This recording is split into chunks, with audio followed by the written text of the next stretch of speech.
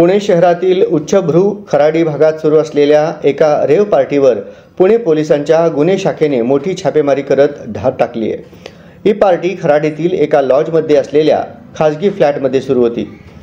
House पार्टीच्या नावाखाली सुरू असलेल्या या पार्टीत मोठ्या प्रमाणावर अंमली पदार्थ, दारू आणि हुक्काचा वापर होत असल्याचे पोलिसांनी सांगितले।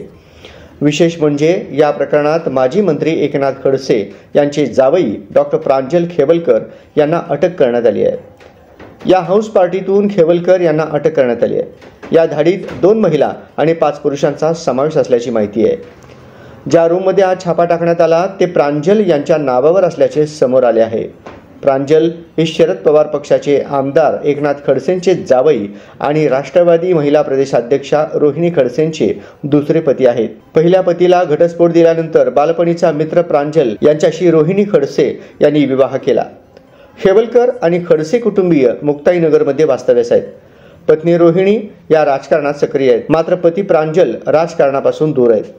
प्रांजल रिअल इस्टेट इव्हेंट मॅनेजमेंटचे व्यावसायिक आहेत, ज्यांच्या नावावर साखर आणि ऊर्जा क्षेत्रातील कंपन्या आहेत। याशिवाय प्रांजल यांच्या नावावर एक ट्रॅव्हल कंपनी असल्याची माहितीही समोर आली आहे।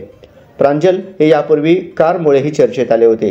या कारची नोंदणी चुकीच्या पद्धतीने झाली असल्याचा आरोप सामाजिक कार्यकर्त्या अंजली दमानिया यांनी केला होता। या कारची नोंदणी जळगाव RTOमध्ये झाली होती, मात्र या कारची नोंदणी हलक्या वाहनांच्या श्रेणीत करण्यात आली होती।